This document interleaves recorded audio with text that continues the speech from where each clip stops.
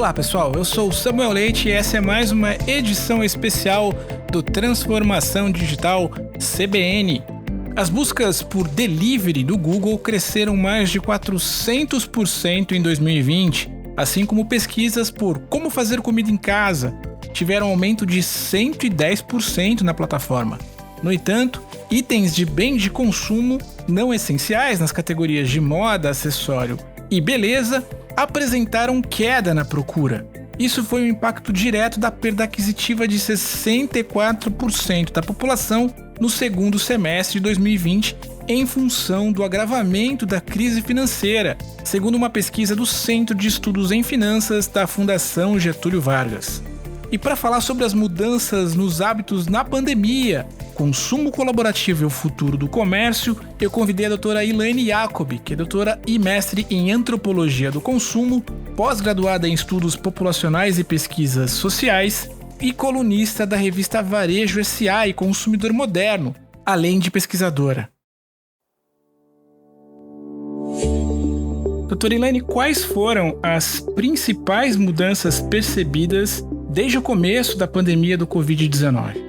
A gente pode pensar que eu uso sempre uma explicação como se fosse uma gangorra em algum momento onde a gente estava dentro do carrinho, mas tinha alguma esperança e não sabia muito bem o que estava acontecendo, mas tinha aquela tensão. Então, nesse momento, uma falta de informação, eu comprei álcool gel, superlotaram os supermercados, queriam estocar como se fossem bunkers, né? Tipo, alguma coisa vai acontecer a ponto de eu não poder sair de casa, né? Então, aquela alta de produtos como álcool gel, máscara, termômetro, depois toda aquela profusão de compra de oxímetros, né?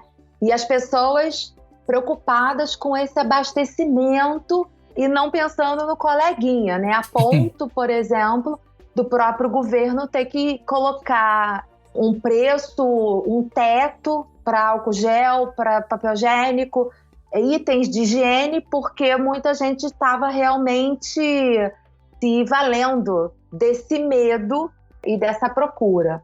Mas dentro desse sistema todo, quando a gente chegou lá no ápice da pandemia, né, quando teve aquela onda de estamos sabendo, porque todas as mídias pararam para informar a sua população, os seus telespectadores, e acho que a gente só se deu conta de verdade do que estava acontecendo e da proporção quando as novelas, quando os programas pararam de serem produzidos e gravados obedecendo a uma ordem da OMS. Acho que dentro desse meio tempo todo, Samuel, o que a gente aprendeu foi que dá para, de repente, permanecer e trabalhar em casa, dá para gente que perdeu o emprego, buscou lugar e passou a vender a sua força de trabalho, passou a vender tempo. A conveniência passou a ser uma commodity, algo que se vende, né? Então, as entregas, a alta das entregas e tudo mais.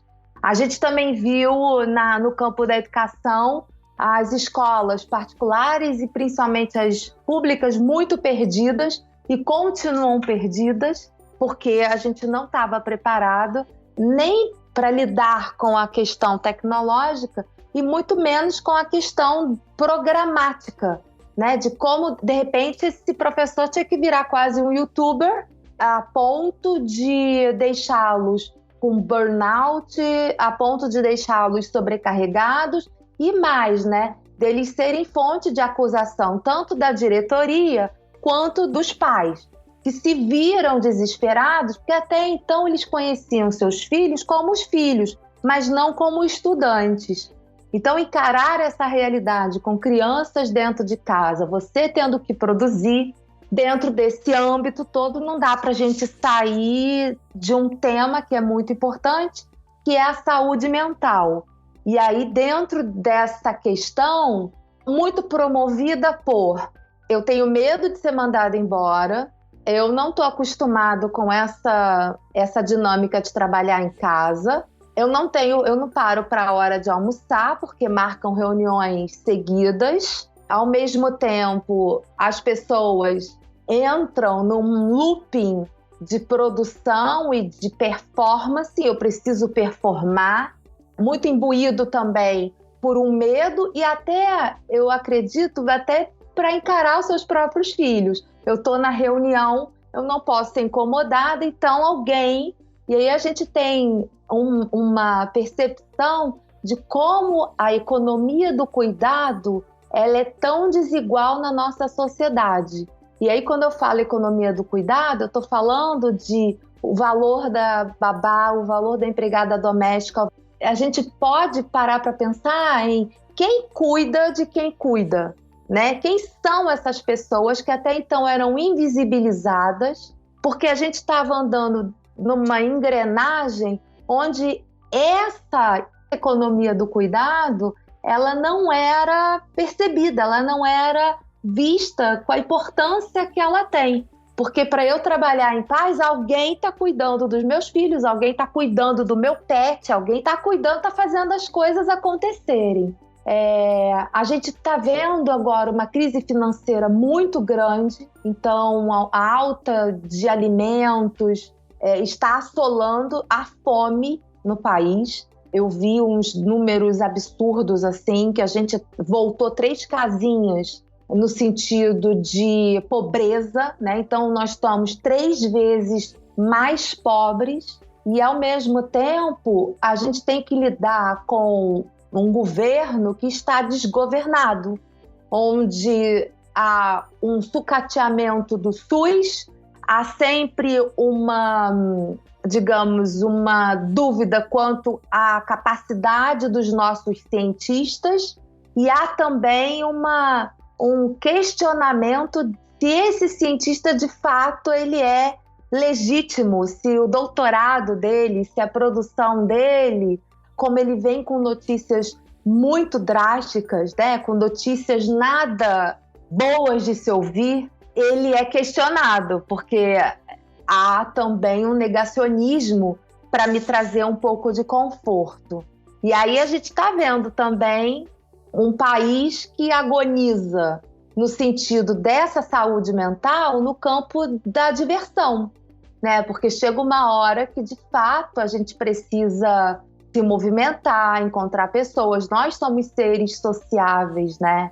Então, como manter essas boas práticas de lavar mão, usar máscara, álcool gel, limpo sapato, não posso naquele lugar, ali está fechado. Como manter isso por um longo período de tempo se não há, digamos assim, por parte das políticas públicas, apoio? Não há trabalhos de terapia de ordem pública, gratuitas. Quer dizer, há todo um dificultador para que você passe por essa pandemia com uma consciência ou com uma saúde mental mínima. Sim. E aí é cada um por si, Deus por todos. E isso está muito complicado. Eu queria te fazer uma pergunta, agora focando um pouco mais em consumo, né? Eu tenho um dado aqui da Allwyn, da Social Miner, constatando que cerca de 43 milhões de consumidores únicos fizeram algum tipo de operação online nos últimos meses, enfim. Sendo que 47% desse montante, ou cerca de mais de 20 milhões de pessoas, compraram pela primeira vez.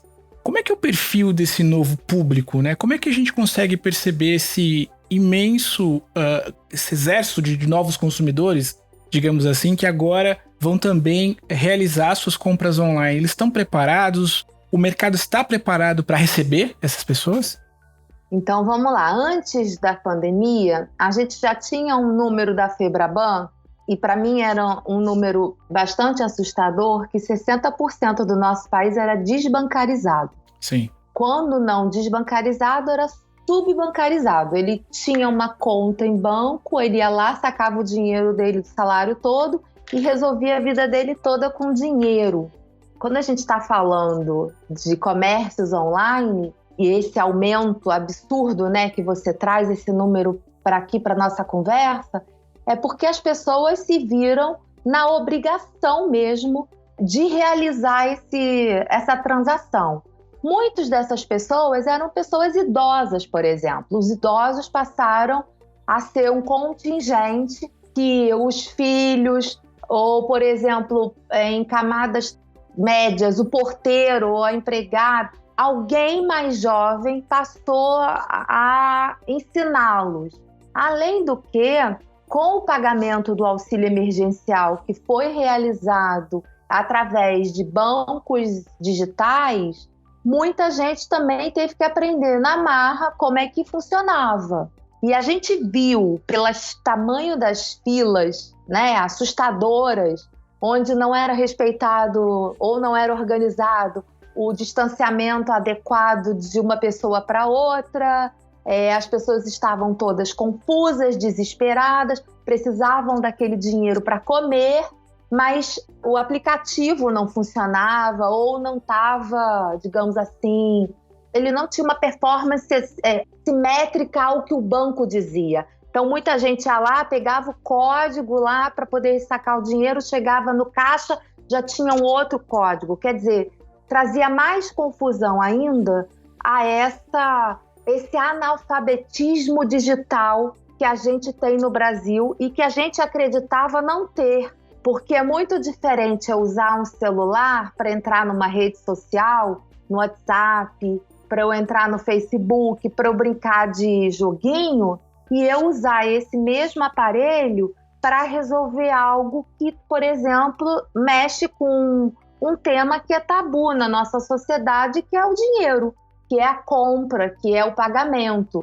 O que eu vi crescendo bastante forte eram comércios locais, pequenos comércios locais, que ao invés de utilizarem esses bancos digitais, passaram a utilizar o próprio WhatsApp e depois o Pix.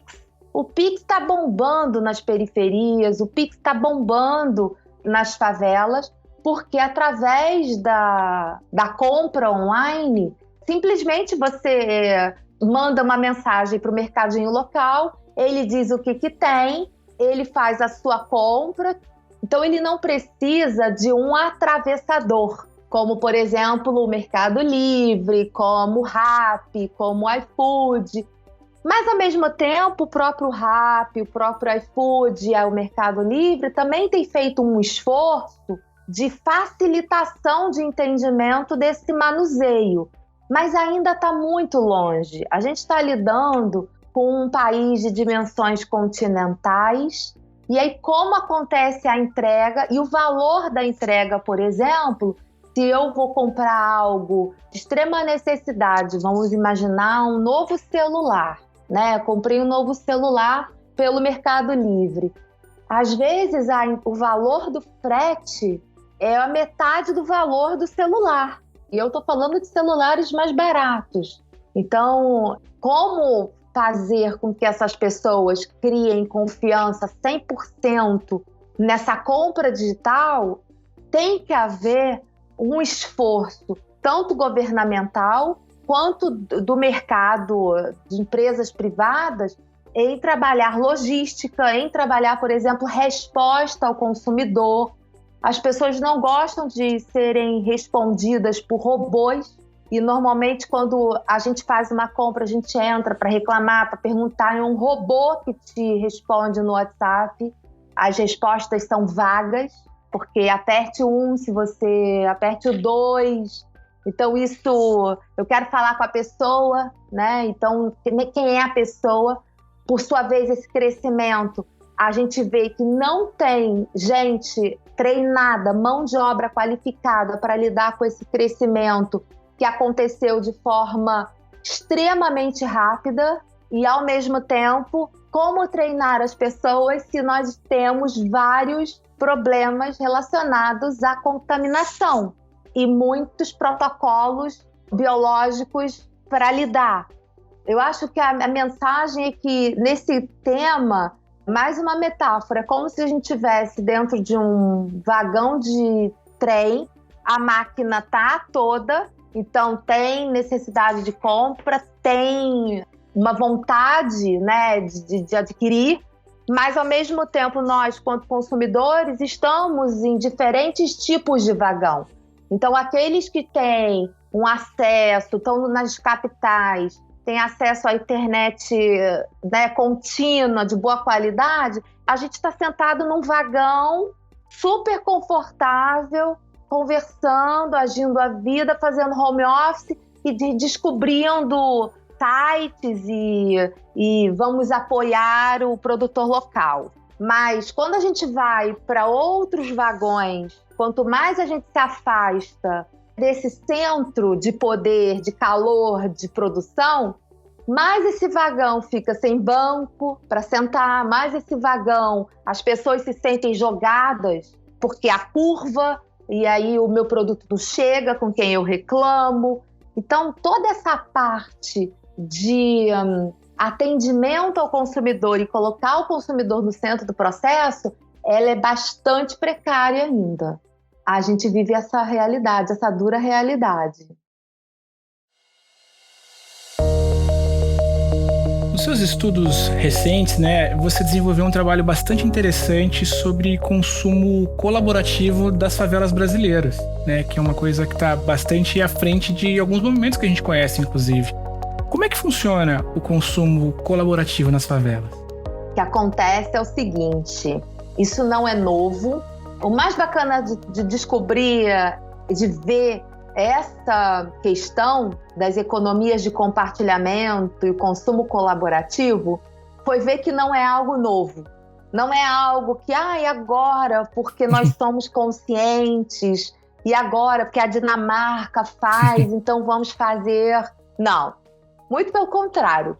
Os primeiros estudos no campo social das favelas no Brasil foram das favelas brasileiras, se eu não me engano, promovida pelo jornal Estado de São Paulo, que fez um estudo durante 10 anos em várias favelas do Rio de Janeiro, sendo que 2 favelas eles acompanharam dia a dia dessas pessoas por 10 anos. Por sorte minha, uma dessas favelas, ela foi dizimada porque ela se encontrava num bairro rico do Rio de Janeiro, que era a Gávea. Então ela foi destruída e as pessoas foram levadas para um lugar longe qualquer, como a gente vê no filme Cidade de Deus, né? Aquele longe que nem ônibus havia, né? Linha de ônibus. Mas havia uma outra favela que eles fizeram esse estudo, que por sorte do destino foi a favela que eu morei. Então eu tenho dados da década de 40 e 50, que quando eu fui ler as 97 páginas de jornal com aquela letrinha, contando a história do dia a dia dessa favela durante 10 anos, e com, se eu não me engano, a equipe eram 20 assistentes sociais, e dentro tinham sociólogos, estavam no dia a dia da favela, em todo o tempo. E aí eu ouvi que existia uma palavra chamada solidariedade. E eles falavam de solidariedade no sentido de nós estamos fazendo uma invasão, nós estamos sem casa, aos poucos foram chegando as pessoas, se estabelecendo, muitas delas, no caso dessa favela em si, Barreira do Vasco, foram pessoas que vieram de Minas Gerais, Espírito Santo, nordestinos bem depois, mas vieram para trabalhar nas fábricas, porque a área é uma área de fábricas de tecido. E foram construindo as suas casas, e nessa construção de casa e na busca de emprego, umas pessoas ajudavam as outras me empresta o ferro de passar roupa, e o ferro era carvão.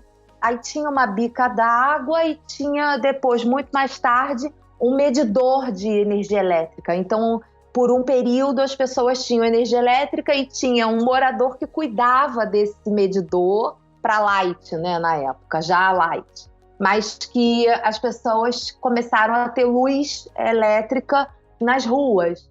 Então, era o início de uma favela que já começa com uma determinada organização, e essa organização dependia das pessoas. Então, o histórico, a ancestralidade das pessoas que moram lá hoje tem esse histórico dos anos 40 e 50. de dividir a água, de cuidar do filho um do outro, naquela época não tinha latinha, mas hoje eles, por exemplo, têm uma consciência de sustentabilidade social absurda. As pessoas juntam garrafa PET ou papelão ou latinha e não é para eles venderem, é porque o seu fulano, nosso vizinho, vende. Então a gente junta para ele. Então não é para a gente ganhar, é para ajudar ele. E essa história da ajuda, me ensinou que as pessoas vivem em pequenos grupos, como se fossem redes, e aí é o nascimento da rede social em si.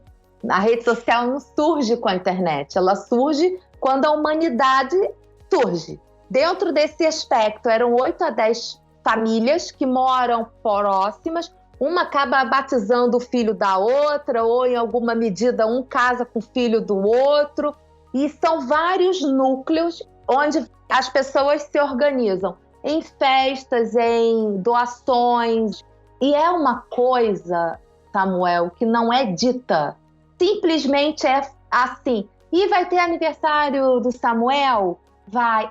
Eu dou o bolo. Eu dou o bolo. Então, mas eu não tenho os ingredientes. Então, então eu dou os ingredientes e você faz o bolo, porque você é boleira. O que mais que a gente podia fazer? Então vamos fazer o cachorro quente? Então vai ser aonde? Olha, pode ser lá em casa, porque tem uma área maior, nananã. Então as pessoas, elas vão se organizando e aí a rede social digital, ela passa a ser a complementação ou a muleta ou, digamos, a complementaridade dessa rede social física que já existe e onde há troca. A vulnerabilidade fez com que essas pessoas se unissem e eles entenderam por si só que eles não podem contar com o governo, eles não podem contar com as várias instâncias do governo, muito pelo contrário, às vezes o governo atrapalha. E é curioso porque quando a gente vai olhar o comércio, então tem o preço amigo, tem o fiado, eu vou fazer aqui um preço para você, eu vou dividir para você vai ter um preço especial. Ou então até quando alguém está começando um negócio, sei lá, vamos imaginar que eu abra uma loja de roupa. Há uma consciência de que vamos lá comprar a roupa da Elaine para dar uma força para ela, porque ela está precisando, porque ela está montando esse negócio e ela tem que animar, então vamos levar as pessoas lá para conhecer os produtos dela. Então tem uma dinâmica de vida, de valor, de moralidade, que eu fiquei extremamente espantada no sentido positivo, me deu um otimismo de acreditar nas pessoas e, ao mesmo tempo, de olhar a favela como uma economia de vanguarda sem igual. Enquanto tem gente ganhando prêmio Nobel para falar disso, isso já está fervilhando nas favelas, não só no Brasil, no Rio de Janeiro, mas nas vizinhanças, nas vilas, nas cidades pequenas, em grupos de cidade menor e dentro das favelas e dentro das periferias, de uma forma efervescente. E as crianças são educadas para ter essa lógica de pensamento.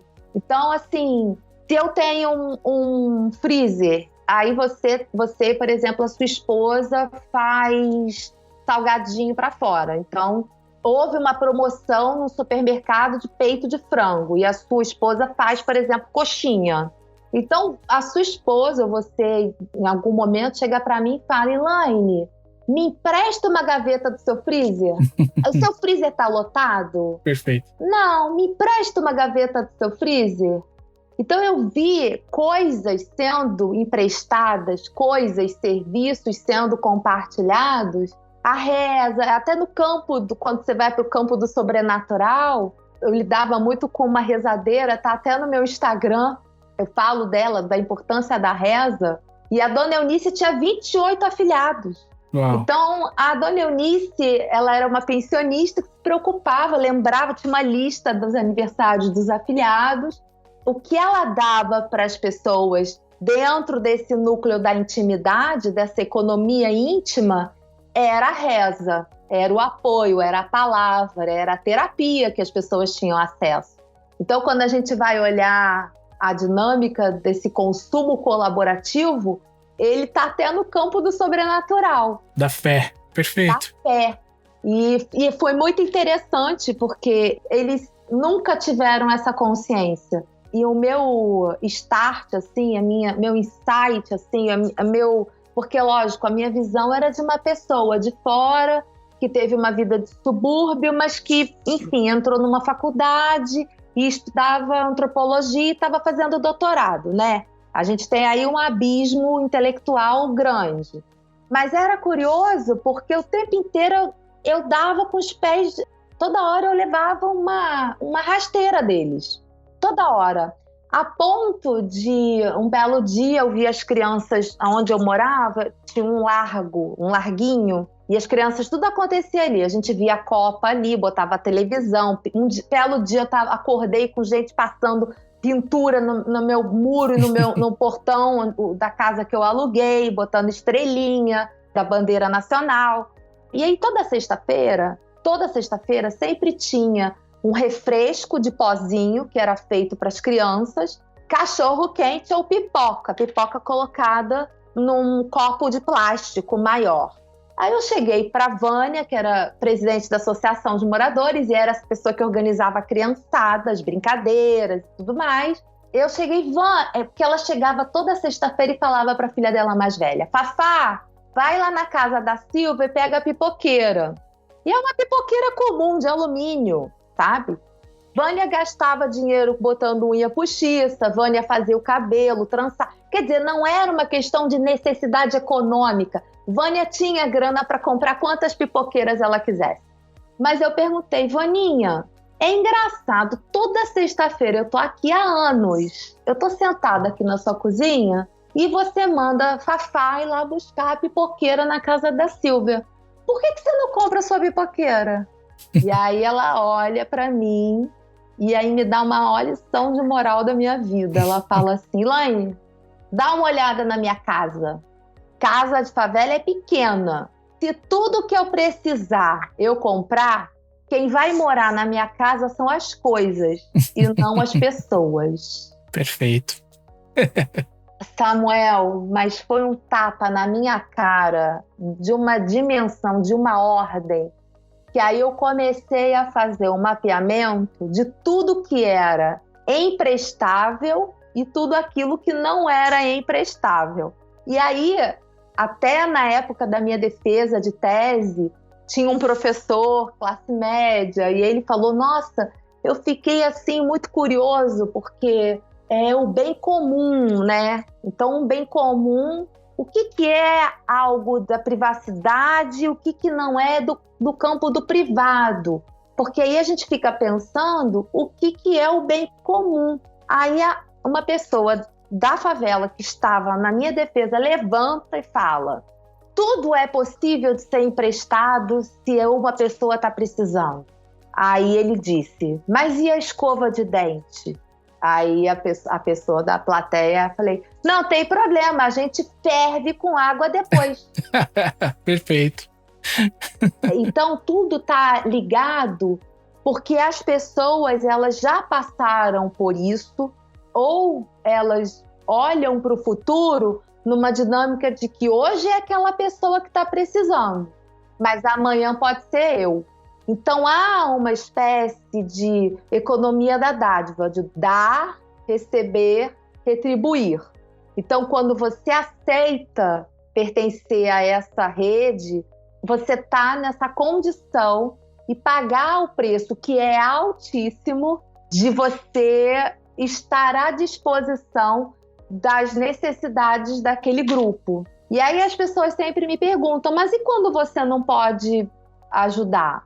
Eu falei: você pode dizer: olha, estou sem dinheiro, ou eu preciso trabalhar, estou sem tempo. Então também há justificativas plausíveis para você não partilhar daquela retribuição, né, daquela reciprocidade.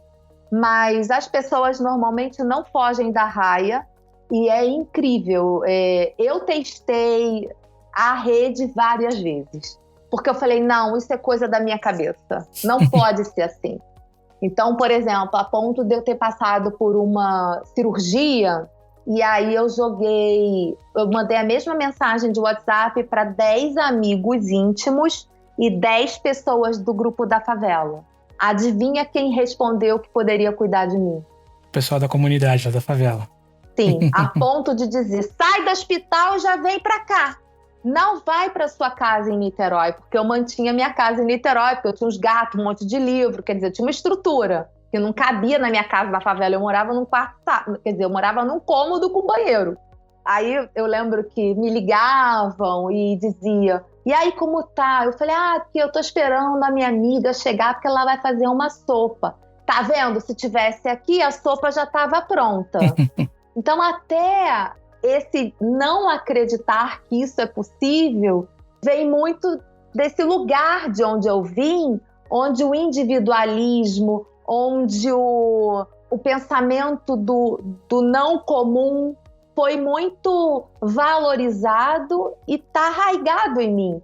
Então, desconstruir isso de uma hora para outra é muito difícil. Digamos que em 4 anos eu consegui enxergar, eu consegui ver, mas trazer isso para a minha vida no dia a dia, fora de um ambiente onde isso é promovido o tempo inteiro, é muito complicado, porque uma andorinha não faz verão sozinha. Então, quando eu saí daquela dinâmica, eu senti que eu estava desamparada. Foi essa sensação. E, inclusive, não é comum antropólogos ficarem tanto tempo no seu trabalho de campo. Eu fiquei 4 anos. Normalmente, a gente fica 1 ano. E minha orientadora falou, tá na hora de você sair. E eu não conseguia sair. Eu não conseguia. Porque as pessoas me abraçaram, as pessoas me atendiam, as pessoas me acolhiam. Eu não tinha fogão em casa, eu comia na casa dos outros. Então, assim, eu morava sozinha na minha casa base, em Niterói, mas quando eu chegava na Barreira do Vasco, eu tinha com quem conversar, com quem me abrir, eles se abriam comigo, eu tinha lugar para comer, sabe? Tinha uma outra ordem que parece utópica. E quando você vê a utopia na tua frente, minimamente acontecendo e vendo que é possível, e o pior é que ninguém sabe. Aí eu falei, dentro da minha perspectiva, eu falei, meu Deus, eu preciso contar para o mundo que isso existe. E que isso existe, que é legal e que é possível, e que isso não deve ser só na Barreira do Vasco. Então, quando eu recebo feedback do TED que eu já apresentei, ou de alguma palestra que eu dou nos lugares, e depois ficam aquelas pessoas no cantinho para contar ou para conversar comigo, eles contam, olha, eu moro na periferia tal, é assim mesmo. Nossa, você descreveu a minha rua. Nossa, você descreveu a minha vizinhança. Minha vizinhança é tudo assim, é tudo, todo mundo meio que ajuda todo mundo, e as crianças e os idosos. Então, está acontecendo isso em vários pontos do nosso país, essa dinâmica, mas só que a gente não sabe, porque está dentro de um campo de intimidade muito fechado. Eu levei para entrar no grupo dos nossos uns 2 anos. Então, 2 anos fiquei eu lá com a minha câmera, sendo a antropóloga dos nossos, né? Eles se chamam nossos. E eu só percebi que era o nosso porque eu fui fazer aniversário e eu queria comemorar na favela, porque os meus amigos antropólogos de fora falavam, leva a gente lá, leva a gente lá. Eu falei, bom, vou fazer aniversário, vou comemorar na favela. Liguei para a Vânia e eu falei, Vaninha, dia 25 é meu aniversário, 25 de janeiro, eu queria comemorar aí. Ela, peraí que eu vou ver se o Gurjão, que é o bar do Gurjão, vai estar aberto. Ó, Ilane, vai estar aberto. Quem que você quer que convide? Eu falei, então convida aí o pessoal, Vânia. Ela, quem? Os nossos? Quando ela falou os nossos, eu comecei a mapear quem é os nossos. E fiquei atenta quem ia aparecer no meu aniversário. Uhum. E aí foi aparecendo quem? A vizinhança. os nossos eram os nossos dela, que por sua vez passou a ser meus nossos. Então foi o meu senhorio que alugou a casa para mim, a minha vizinha de frente, a Vânia, a dona Eunice, que até então estava viva. Então foram aparecendo crianças e pessoas desse grupo que promovia esse consumo colaborativo, essa rede de assistência mútua. Então, desculpa o termo, é do caralho. A gente vê uma sofisticação de sociedade. As pessoas falam errado, usam uma roupa diferente que a sociedade julga como vulgar, mas quando você para olhar as atitudes, o modelo de conduta era tão admirável que eu não sabia como é que eu ia trazer isso para a tese, levar esse humanismo num papel e, ao mesmo tempo, contagiar, porque eu estava sendo contagiada por muitas ações que aconteceram. Não foi uma coisa que eu vi eles fazendo lá, vão fazer um mutirão. Não é isso. É muito maior, é o dia a dia. E isso estava nos escritos da Folha do Estado de São Paulo, de 1950. Isso estava nos tratados de boas maneiras, de como se comportar na vizinhança, na favela e por aí vai. E foi um divisor de água. Eu digo que eu aprendi a ser gente a partir dessa experiência. Bom, pessoal, eu usualmente termino o programa dizendo espero que vocês tenham gostado, mas eu vou ser um pouco diferente nesse nosso fechamento aqui, dizer que eu tenho certeza que vocês gostaram dessa história incrível, né, da doutora Elaine Jacob, que dividiu com a gente esse trabalho muito bacana que ela realizou nas comunidades, nas favelas do Rio de Janeiro, na favela especificamente do Rio de Janeiro, né? Que foi um projeto incrível aí, que a gente conseguiu de alguma forma mesclar e fazer essa comparação inevitável entre o que se convencionou se chamar de moderno, que é essa ideia do consumo colaborativo, com algo que, como a doutora Elaine acabou de mencionar durante toda a sua fala aqui, é algo de muito tempo. É algo orgânico, é algo que já nasceu e já é parte da realidade de comunidades em todo o planeta, possivelmente, mas muito fortemente aqui no Brasil. Que essa é a ideia da solidariedade muito bem difundida e explicada pela Elaine. Como eu sempre digo, cuidem dos seus, fiquem bem e até a próxima, pessoal. Tchau.